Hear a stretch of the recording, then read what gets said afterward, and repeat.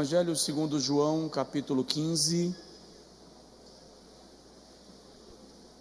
Nós vamos ler do versículo 1 ao versículo 5.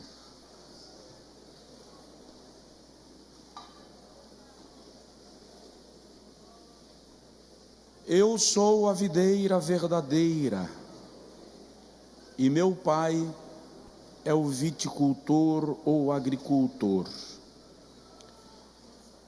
Toda vara em mim que não dá fruto, ele a corta. E toda vara que dá fruto, ele a limpa, para que dê mais fruto.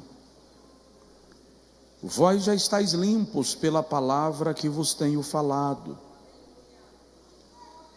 Permanecei em mim, e eu permanecerei em vós. Como a vara de si mesma não pode dar fruto, se não permanecer na videira, assim também vós, se não permanecerdes em mim. Eu sou a videira, vós sois as varas. Quem permanece em mim e eu nele, esse dá muito fruto, porque sem mim nada podeis fazer. Agora vem comigo lá para o finalzinho do Novo Testamento, primeira epístola de João. Primeira epístola de João, já bem pertinho do Apocalipse. Capítulo de número 5.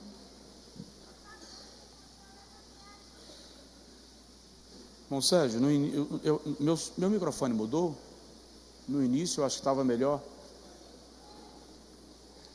Primeira epístola de João, capítulo 5, versículo 12 e versículo 13.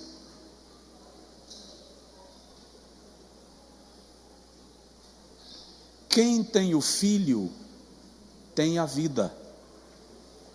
Quem não tem o Filho de Deus, não tem a vida. Estas coisas vos escrevo a vós que credes no nome do Filho de Deus, para que saibais que tendes a vida eterna. Diga amém. Agora diga comigo: Senhor, fala conosco. Amém. Podem sentar, amados, por favor. Eu quero falar um pouco com os irmãos sobre igreja, lugar de vida. Igreja, lugar de vida. Quero começar lembrando aos irmãos, nos últimos meses, em algumas ocasiões eu levantei com os irmãos sermões e questões acerca da igreja, sua estrutura, sua natureza, seu papel, seu desafio. É preciso pensar em que tipo de igreja somos, que tipo de igreja queremos ser.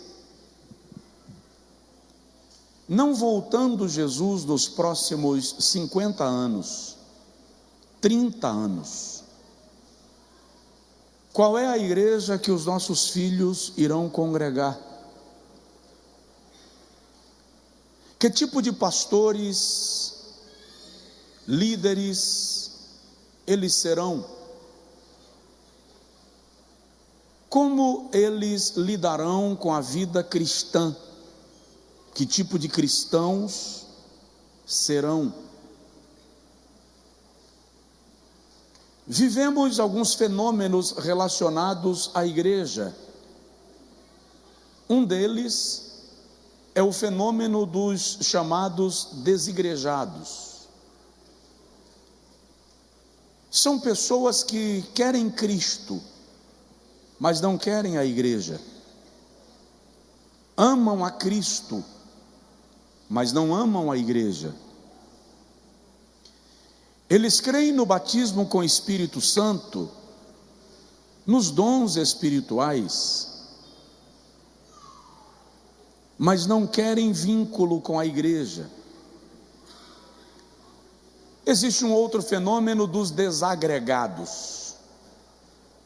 Sou igreja, vou à igreja, mas não estabeleço vínculo com nenhuma das igrejas onde eu vou, porque eu quero ser livre. Eu não quero ter que responder a autoridade qualquer. Existe um outro fenômeno chamado de o fenômeno do evangelho de produto. O que é o evangelho de produto? Cada igreja oferece algo. Em uma você vai para viver experiências de libertação. A outra cuida só de empresários e homens de negócios. A outra trata só de casamentos em crise. Então é mais ou menos assim: se eu quero resolver meus problemas financeiros, segunda-feira eu vou no culto de empresários na igreja X. Se eu quero resolver meus problemas conjugais, quarta-feira eu vou na terapia de casal na igreja Y. Se eu quero libertação e quebra de maldição, então sexta-feira eu vou no culto do Cuspe Santo, no rancho dos profetas. E cada dia as pessoas vão a uma igreja sem se vincularem a nenhuma e sem se comprometerem com nenhuma. Vocês estão me ouvindo bem? Quando eu viajava muito, toda semana eu pregava em lugares distintos e muitas vezes em 4 ou 5 lugares numa semana. Já me ocorreu de eu tomar café na Bahia e almoçar em São Paulo e jantar no Acre. Uma certa feita, o pastor Miguel, que cuidava da minha agenda, me colocou para pregar sexta-noite em Rio Branco, Acre, e domingo pela manhã em Itapema, Santa Catarina. Eu falei com ele: eu vou colocar o mapa do Brasil na tua sala, porque você faltou na aula de geografia, porque estar sábado à noite no Acre e domingo pela manhã em Santa Catarina é simplesmente um malabarismo. Nesta época eu tinha um problema intestinal crônico. Tudo e qualquer coisa que eu comia me fazia mal. Eu ia a médicos e fazia exames e não se resolvia.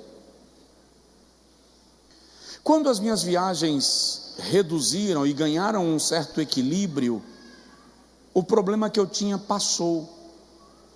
Conclusão: o meu organismo não tinha rotina. Eu tomava café num lugar, almoçava em outro, jantava em outro, toda semana um tempero diferente, em regiões diferentes do Brasil. Muitas vezes pegava fusos horários de 5, 6 horas de diferença, não tinha equilíbrio, não tinha rotina, portanto eu ficava doente. Quando você não define a mesa onde você vai comer, e você come de toda a mesa, de qualquer mesa, em vez de te alimentar, isso te adoece. Como igreja, nós precisamos ter vínculo, base, lugar, saber qual é a mesa que nós estamos comendo. Vocês estão me entendendo? Digam amém. Diante disto, eu tenho feito alguns questionamentos e o Espírito Santo tem me incomodado bastante acerca da igreja.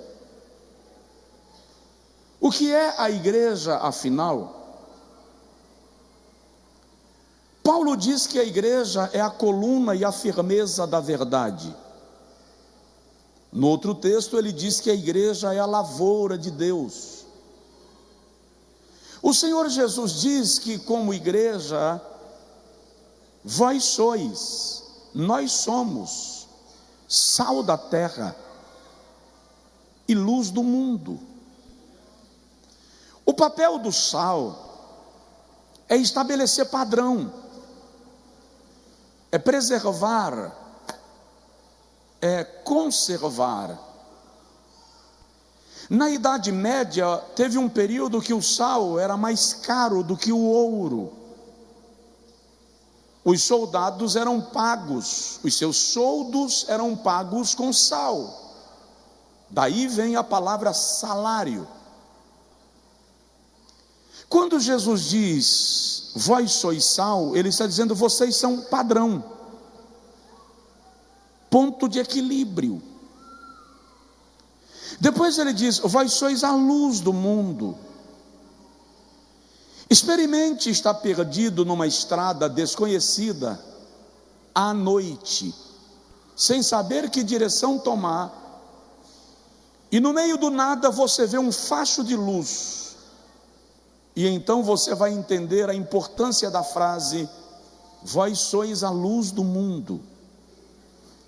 Jesus está dizendo, o mundo está perdido, e a igreja é a referência para que eles se encontrem. A grande pergunta é, nós estamos sendo referência, conforme Jesus planejou que fôssemos e que sejamos? Note mais, é preciso pensar na diferença da igreja enquanto organização para a igreja enquanto organismo. É possível fazer parte da organização e não estar no organismo. Nós temos que entender que para estar na organização basta me converti. Alguns nem isso fazem, se inserem e começam a frequentar os cultos e os departamentos, e automaticamente nós concluímos que eles são igreja. Ou seja, eles podem apenas ser organização e não serem organismo, porque para fazer parte do organismo é preciso haver novo nascimento, transformação, mudança de vida, que só pode ser operada pela eficácia e pela eficiência do Evangelho. Aí nós somos parte do organismo, a igreja como organismo. Mas isso implica em algumas questões das quais eu vou falar muito rapidamente. Quando nós celebramos a ceia do Senhor e comemos o pão e tomamos o cálice, declaramos que fazemos parte de um corpo, o corpo de Cristo, que é a sua igreja. A igreja não é o prédio,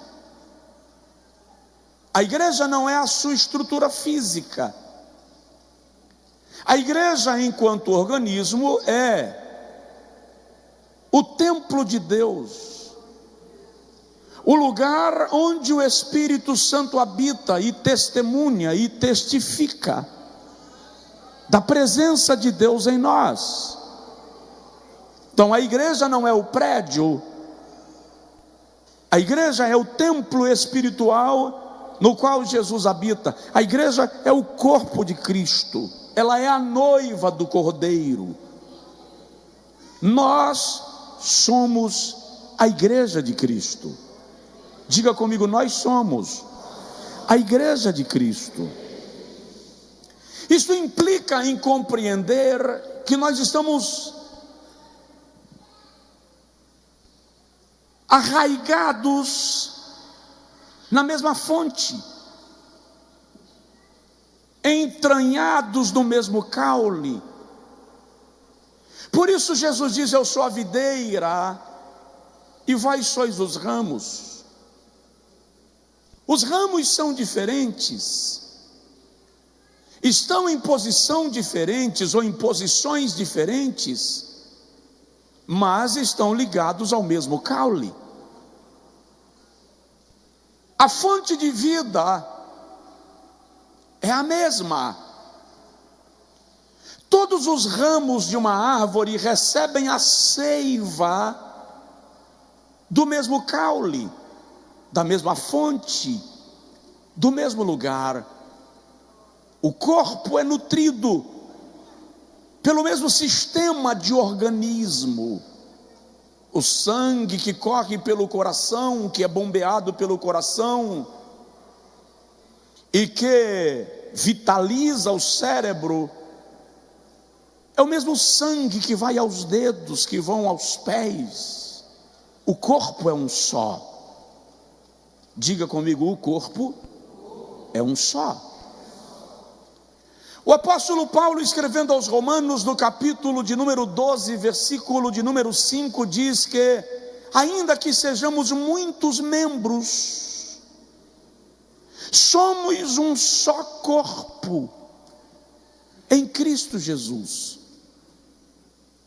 Na igreja não somos reconhecidos, enquanto igreja, por títulos, posição social e status econômico. Nós somos família, nós somos irmãos, comprados pelo mesmo sangue, nutridos pela mesma fonte de vida, habitação do mesmo Espírito, o Espírito Santo de Deus. Porém, para que a igreja seja vida, é preciso compreender o que João estabelece como parâmetro na sua primeira epístola. Ele diz: quem tem o Filho tem a vida. Quem tem o Filho tem a vida eterna. Quem tem o Filho de Deus está ligado a Cristo, recebe vida. Quem não tem o Filho não tem a vida.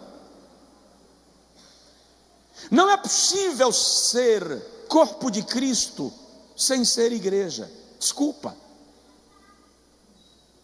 Se você sair em Feira de Santana qualquer noite dessas e se deparar na Getúlio Vargas uma perna andando sozinha, o que você faz? Dá boa tarde? Você gosta de praticar Cooper, andar de bicicleta na noite, tarde da noite as pessoas pedalam bicicleta. Que tal você pedalando bicicleta 11 horas da noite, meia-noite, lá no extremo da noite, e você se depara com uma mão andando sozinha? Por que isso? Porque membros do corpo não andam separados do corpo. Se aparecer um membro do corpo sem estar ligado ao corpo, é assombração. Você não pode ser membro do corpo de Cristo e ignorar a igreja, porque a igreja é o corpo. Entretanto, isso implica em pelo menos 4 aspectos, dos quais eu vou falar rapidamente. E o primeiro aspecto é comprometimento. Os membros do corpo são comprometidos com o corpo. As minhas mãos são comprometidas com os meus pés. Todo o corpo funciona em função, com o perdão da redundância, de fazer com que cada membro seja nutrido. Todos os membros do corpo precisam receber oxigênio, sangue, vida, para que não entrem em estado de putrefação, porque aquele membro do corpo que não receber nutrientes, oxigênio, sangue, entra em estado de morte. Pessoas que frequentam a organização, mas não são membros do corpo, estão no lugar da vida, mas estão mortos, porque não estão ligados ao corpo de Cristo. Por isso o Senhor Jesus em Lucas 9:23 diz: se alguém quiser vir após mim. Eu acho esse versículo um desaforo de Jesus, porque em outras palavras ele está dizendo: não estou mandando ninguém vir, ninguém é forçado a vir, se quiser. Mas se você quiser vir, negue-se a si mesmo. O que Jesus está dizendo é: no corpo, na igreja, não cabe individualismo, não cabe egocentrismo. Se você é corpo, aquilo que você faz nutre alguém, porque nós somos os membros do corpo que é um só, cuja cabeça é Cristo. Nós vamos encontrar a igreja primitiva tão envolvida, tão engajada, tão consciente desse princípio, que Atos capítulo 2, versículo 45 diz que eles tinham tudo em comum, porque havia comprometimento. O que muita gente tem feito? Tem muita gente indo à igreja como vai na churrascaria,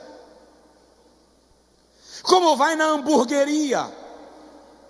Comprou, comeu, pagou. Pouco me importa quem vai lavar os pratos ou arrumar as cadeiras depois que o estabelecimento fechar. Por quê? Porque eu sou cliente e eu paguei. Entretanto, a igreja não é um mercado, a igreja não é uma loja, não é uma pizzaria. Deus não é pizzaiolo, o pastor não é um entregador de pizza, e você não é um cliente. As pessoas ofertam e são dizimistas, meio com a sensação de que estão pagando pelo que receberam, pelo que comeram, pelo espaço que ocuparam. E aí elas dizem: eu oferto, e eu sou dizimista, mas aquilo que os pastores dizem que vai haver prosperidade, não acontece na minha vida. Por quê? Porque eu oferto e sou dizimista, lamentavelmente, sem a consciência de adoração. A minha consciência de alguém que está pagando pela fatia da pizza que comeu. Final do culto eu vou embora, e cada um que cuide de si. Eu não me importo com quem sentou na mesa do meu lado, eu nem conheço. O que está faltando? Comprometimento. Essa pessoa estranha sentada do meu lado faz parte do mesmo corpo do qual eu faço parte. As minhas duas orelhas nunca se viram, entretanto elas fazem parte do mesmo organismo. Eu provavelmente nunca mais vou conseguir colocar o pé na minha cabeça. Por que nunca mais? Porque quando eu era criança, provavelmente eu consegui. Mas agora, se eu forçar, vai parecer uma máquina em cima de um pacote de creme cracker. Vai estalar tudo. Entretanto, apesar de o meu pé não alcançar a minha cabeça, faz parte do mesmo corpo. Diga para o seu vizinho, por favor: eu e você somos um em Cristo. Eu e você somos um em Cristo. Isso é ser corpo. A pessoa que está do meu lado não pode ser um estranho na casa. Ainda que nós não nos conheçamos, nós nos identificamos porque somos ligados ao mesmo corpo. A minha pergunta é: como anda o teu comprometimento com a igreja? Você já entendeu que você não é cliente, que você é membro do corpo? Então, para que a igreja seja lugar de vida, os membros do corpo precisam estar comprometidos com o funcionamento do corpo. Se comprometa. Pare de ser frequentador de igreja como cliente de hamburgueria. Se comprometa com o corpo, se comprometa com a causa, se comprometa com o evangelho, se comprometa com Jesus, se comprometa com o reino, se comprometa com a família da qual você decidiu pertencer.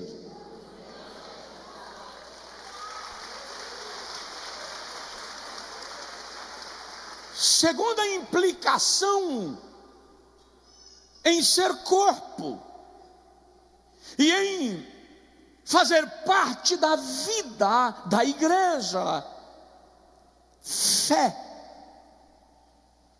Diga comigo: fé. Mas sabe o que eu estava observando, irmãos?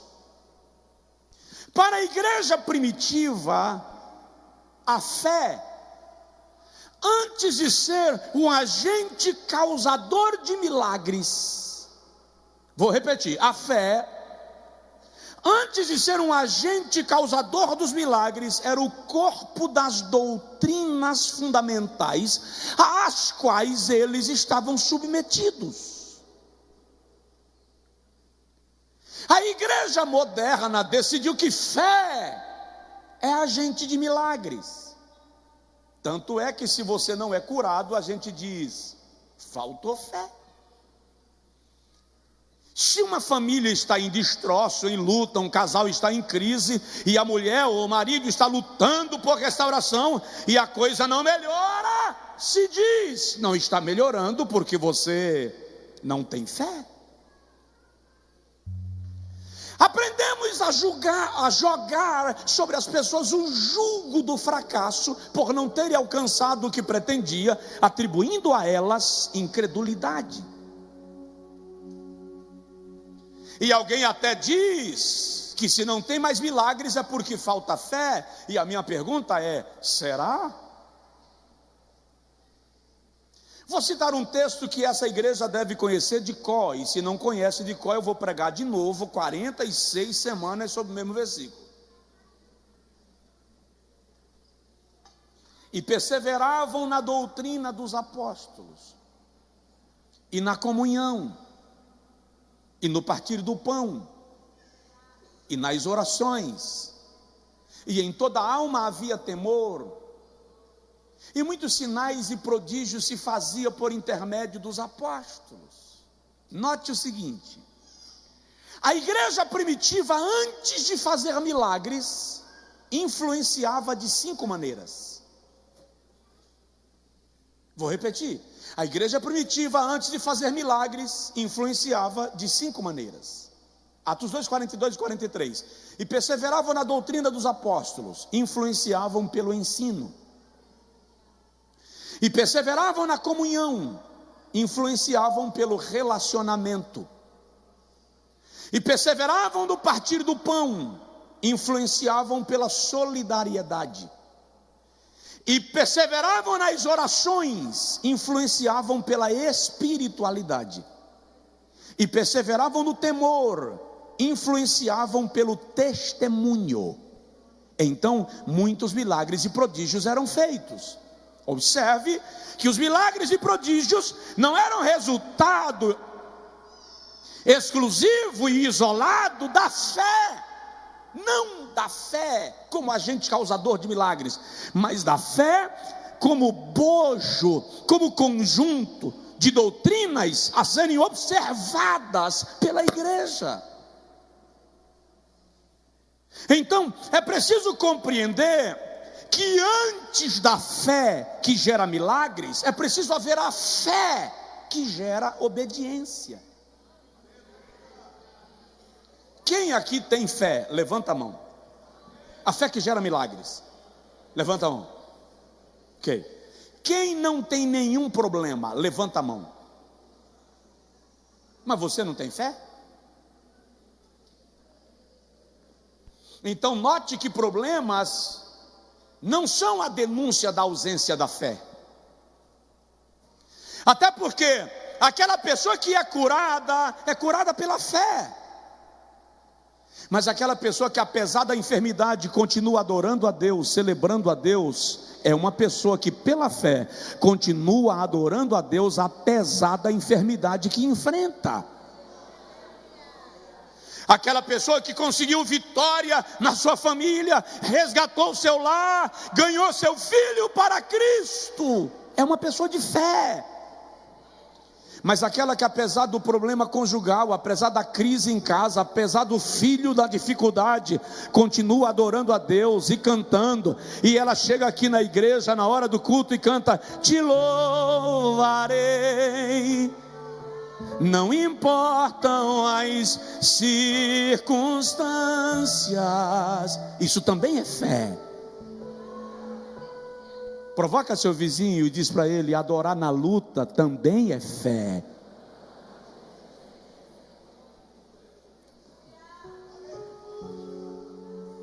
Note que nós precisamos entender que se tornar igreja, corpo de Cristo, lugar de vida, é ser movido pela fé que não depende das circunstâncias. Agora diga comigo assim: Senhor, diga: Senhor, eu creio. Se o Senhor fizer o que eu estou pedindo, eu creio. Se o Senhor não fizer o que eu estou pedindo, eu creio.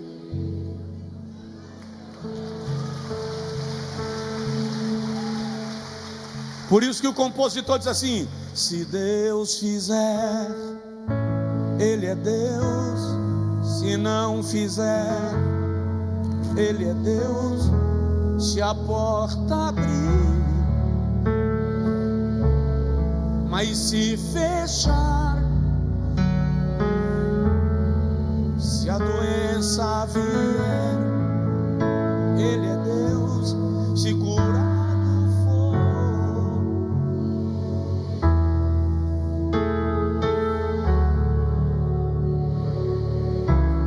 mas se não der, continua sendo Deus. Isso é fé. Então, ser corpo, ser lugar de vida,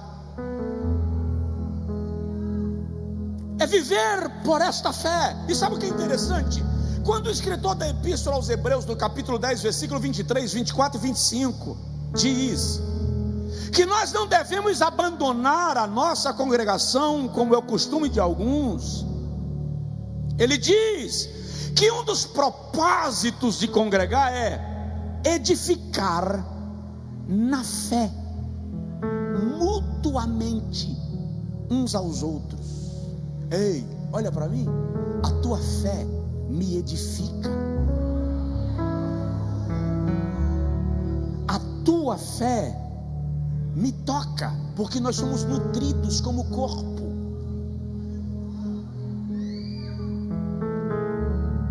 Terceiro, ser corpo, ser igreja, implica em generosidade.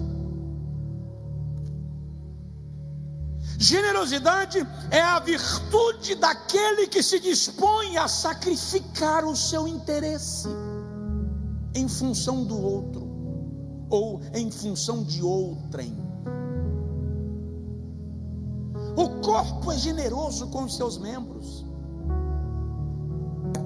Quando o dedo fere, o organismo libera substâncias e nutrientes para gerar cura no dedo que se feriu. Se nós somos corpo, quando um de nós é ferido, nós liberamos nutrientes, elementos, vitamina A, para que aquele que está sangrando seja curado. Ou isso não é corpo? A Bíblia Sagrada trata da questão da generosidade de maneira tão plena, que o próprio Deus se manifesta com generosidade. Deus amou o mundo de tal maneira que deu. Deu o quê? Deu quem? Seu único filho, seu unigênito, único gerado. Isto é generosidade. No Antigo Testamento, generosidade era um princípio que foi inserido na lei como mandamento cerimonial. E é interessante que a generosidade não está no decálogo da lei moral, está na lei cerimonial, porque generosidade é culto. Generosidade é forma de manifestar Deus, é o testemunho da vida de Cristo produzida em nós e transbordando para outros. O apóstolo Paulo, escrevendo aos Efésios, no capítulo de número 2, versículos 7 e 8, diz: porque pela graça sois salvos, 8 e 9, porque pela graça sois salvos, por meio da fé. Isto não vem de vós, é dom de Deus, não vem das obras, para que ninguém se glorie, porque nós somos obra sua, feitura sua, criados em Cristo Jesus para as boas obras. Presta atenção, você foi criado em Cristo para fazer o bem. Diz aí para o seu vizinho: você foi criado em Cristo para fazer o bem.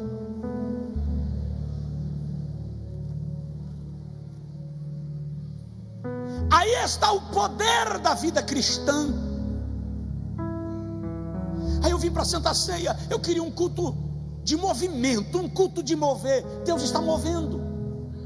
Ei, se o movimento não gera transformação, então não foi Deus quem se moveu. Nossa mentalidade tem que mudar pelo mover do Espírito. Nossa perspectiva de vida cristã tem que mudar. É preciso desenvolver generosidade na nossa vida cristã e espiritual. Segunda carta de Paulo aos Coríntios, capítulo de número 10, capítulo de número 8, capítulo 9 e capítulo 10, Paulo orienta a igreja sobre generosidade. E ele diz aos irmãos de Corinto que os crentes da Galácia rogaram, suplicaram o privilégio de ajudar os irmãos que na Judéia estavam passando dificuldade. E Paulo diz assim: eu sou testemunha de que eles fizeram mais do que podiam fazer, doaram-se a si mesmos. Isso é generosidade.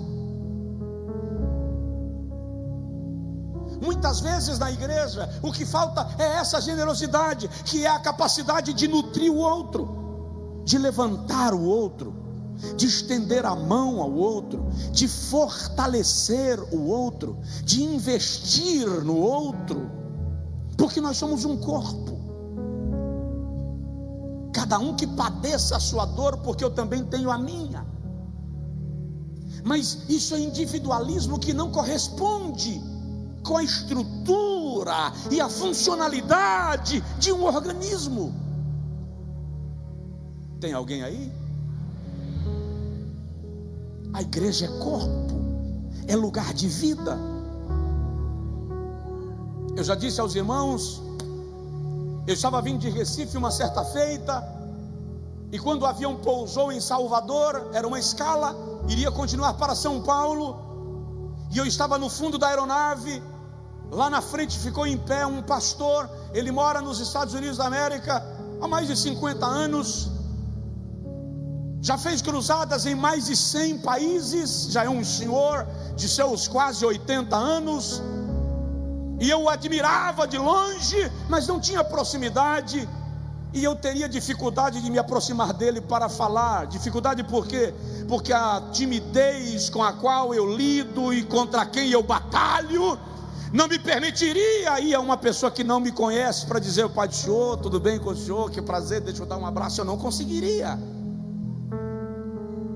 Então eu fui passando direto, olhando de canto com a minha admiração, e ele fez assim: pastor Josué Brandão. Aí eu voltei, saí do corredor, entrei entre as cadeiras e fiquei conversando com ele. E no momento que eu iria me despedir, ele colocou a mão no bolso, tirou $300 e me deu. E eu disse a ele: não, pastor, por favor. Ele disse: não interfira na minha colheita.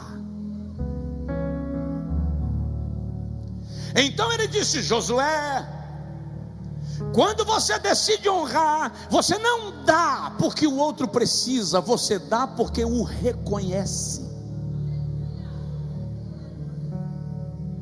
Quanta generosidade falta em nós!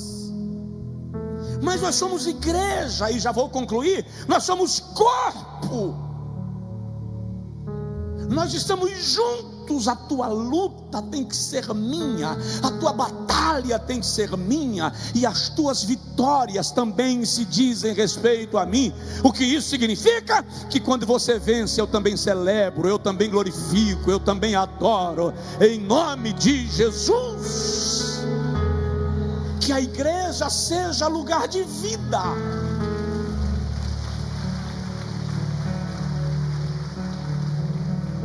O que caracteriza uma igreja que é corpo, que é lugar de vida, eu concluo, é uma igreja dependente do Espírito Santo. É um culto de celebração da ceia do Senhor. Eu entendo que esse é um culto de chamamento à responsabilidade e à aliança. O Espírito Santo é o nosso guia e consolador. Muitos de nós lida com o Espírito Santo como se ele fosse uma nuvem, uma luz, uma energia boa. É tanto que está na moda, na hora dos louvores, em muitos eventos, as pessoas levantam a mão e ficam assim, ó, chamando energia positiva, dizendo que é o Espírito Santo. Para com isso, o Espírito Santo não precisa disso aqui para se manifestar. Ele está dentro de você. Ele está dentro de você. Dê liberdade a Ele para que Ele se manifeste na sua vida. Isso aqui, querido, é um gesto das seitas orientais, invocando ondas positivas para mudar o ambiente. A igreja cheia do Espírito Santo, a igreja dependente do Espírito Santo, é a igreja que invoca o Espírito de joelho, que celebra de pé quando adora e que obedece a sua voz quando vai viver o Evangelho.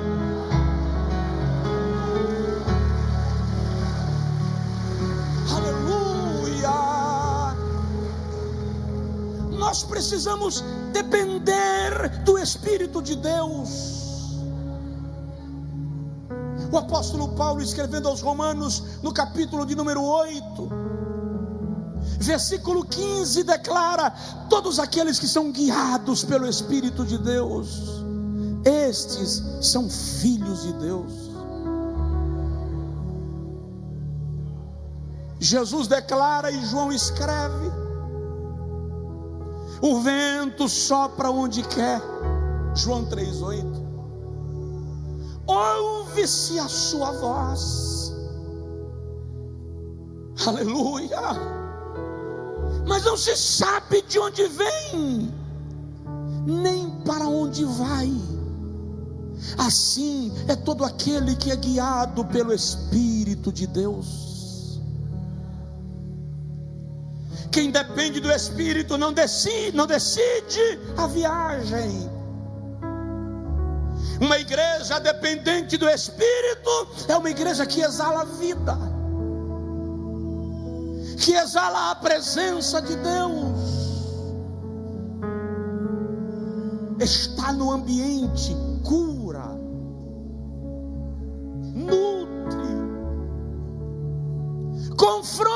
cansa, mas fortalece. Paulo escrevendo a Timóteo, na primeira carta, capítulo 2, capítulo 1, versículo 14, diz: guarda o bom depósito pelo Espírito de Deus que habita em vós. Diga comigo: Ele habita em mim.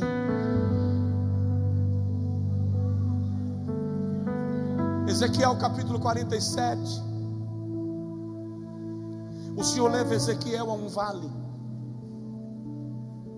e ele diz: o vale estava cheio de ossos sequíssimos. E o Senhor pergunta a Ezequiel: filho do homem, esses ossos poderão viver? Ezequiel diz: Senhor, eu não sei de nada. O Senhor sabe. O que Ezequiel está dizendo é: depende da tua decisão. Se o Senhor quiser, eles podem viver. Diga comigo: se o Senhor quiser. Repete: se o Senhor quiser, haverá vida. Aí o Senhor diz a Ezequiel: profetiza. Profetiza. O que eu estou fazendo aqui hoje à noite? Profetizando. Profetiza. Fala com esse vale de ossos que eu vou lhes mandar carne, nervos, pele. E Ezequiel dizia: eu profetizei como o Senhor me ordenara. E enquanto eu profetizava, houve um vento, um ruído, e cada osso saiu do seu lugar e foi se encaixando ao seu osso. O esqueleto foi formado e veio carne sobre eles, e vieram nervos, e a pele cobriu. E Ezequiel presencia o milagre. Ei, lá sou aiko samanchu ide sadagast. Aí Ezequiel diz: e o Senhor me disse: profetiza, filho do homem, profetiza ao Espírito, e diz: vem dos quatro ventos, ó Espírito, e entra, sopra sobre esses corpos, para que vivam. E Ezequiel diz: e eu profetizei, e o vento soprou e entrou neles. Eu vou repetir: o vento soprou e entrou neles. Diga comigo: o vento entrou neles. Repete: o vento entrou neles. Que vento é esse? Ruach, Espírito. Corresponde a pneuma no Novo Testamento. Espírito, vento de vida. E Ezequiel dizia: eles se levantaram, e era um exército muito numeroso que entrou na cidade. Presta atenção: quando o vento sopra, um vale de ossos se transforma em exército. Quando o vento sopra, a morte vira vida. Quando o vento sopra, o milagre acontece. Quando o vento sopra, o caos se organiza. Quando o vento sopra, a dispersão se transforma em agregação. Quando o vento sopra, Satanás é repreendido. Quando o vento sopra, o lixo é retirado. O vento do Espírito quer soprar na sua vida, soprar na sua casa, soprar sobre a igreja de Deus.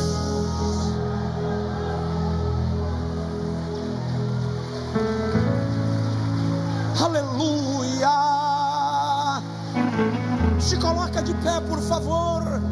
É preciso haver dependência do Espírito Santo. É preciso haver dependência do Espírito Santo. Entender que Ele é a pessoa mais sensível da Trindade. Está debaixo do seu comando. Está debaixo da sua orientação.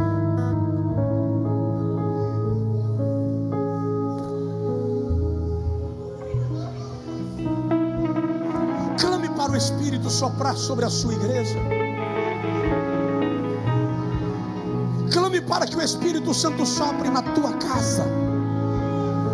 Clama agora, não espera para depois não. Para que Ele sopre na tua casa, na tua família, na tua empresa, no teu negócio.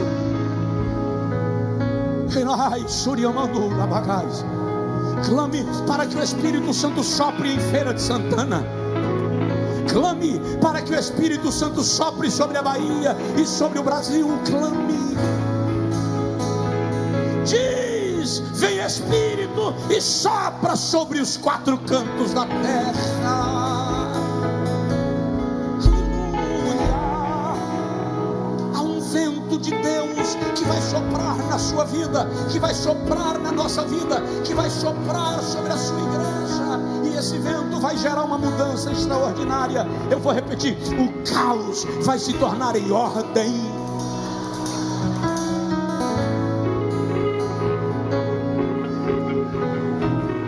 Suas mãos se desejar, ajoelhe se preferir, grite se achar melhor, mas esse é o momento que você tem, você precisa, não é uma opção, você precisa que o vento sopre na sua vida e na sua casa.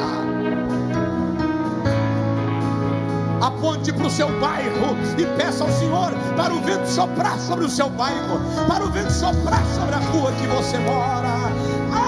Igreja, se a igreja não influencia, então ela se torna insípida. Esse é o tempo de o vento soprar. Aleluia.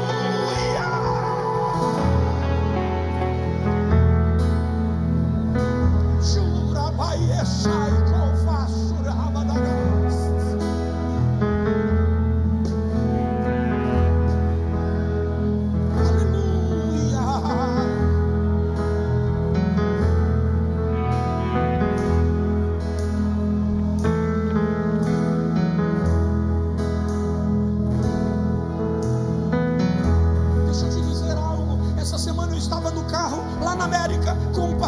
Amigo, e eu estava dizendo para ele, eu acho interessante, por que eu ainda não vim embora para os Estados Unidos?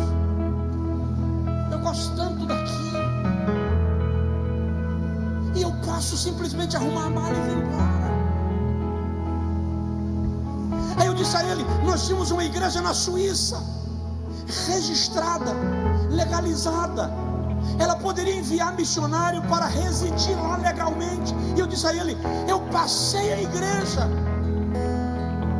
não recebi nenhum palito de dente, por isso entreguei como estava, sem pedir nada de volta.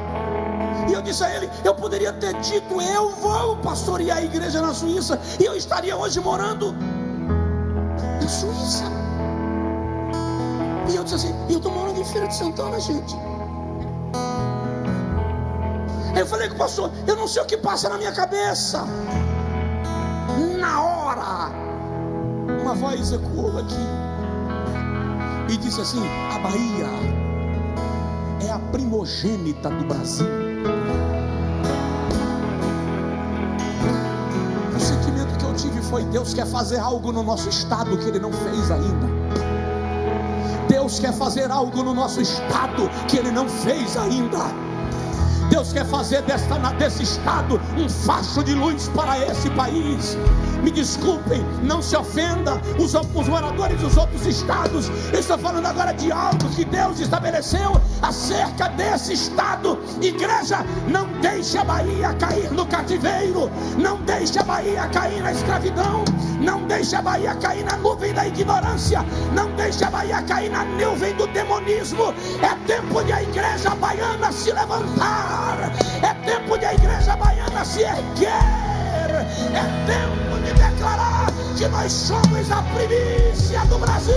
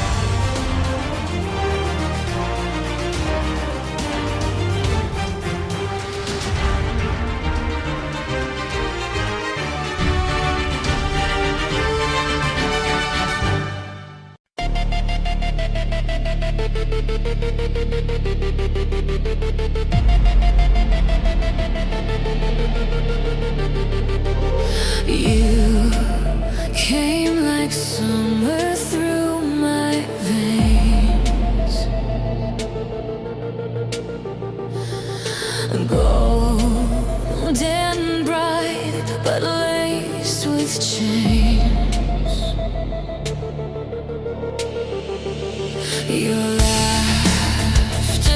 burned, it felt like light. But love was venom in disguise. Your hands wrote halos on my skin, while shadows whispered deep within. You kissed me with the poison sun, smiled while the damage was begun. I melted under your softest seed and turned to ashes at your feet.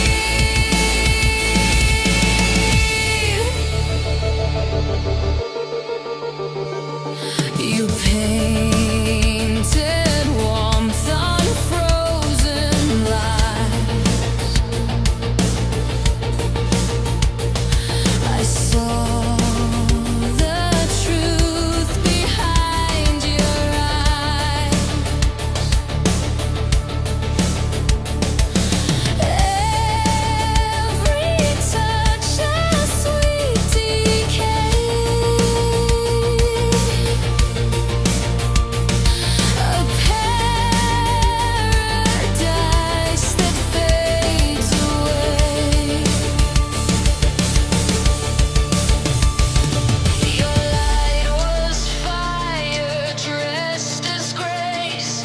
I wore your mask, forgot my face. You kissed me with the poison sun, smiled while the damage was begun.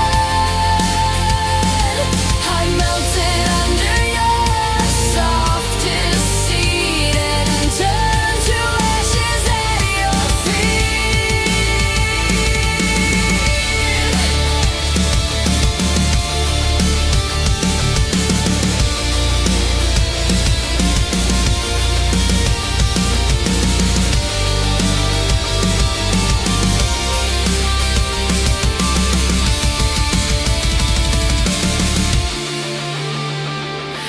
Now I breathe in smoke and clarity. Your ghost is my new gravity. I learned that love can burn the same as stars that never learn my name. You kissed me with the poison sun, but now your fire's come undone. I rise from embers scarred but free. Your light can't blind what's left of me.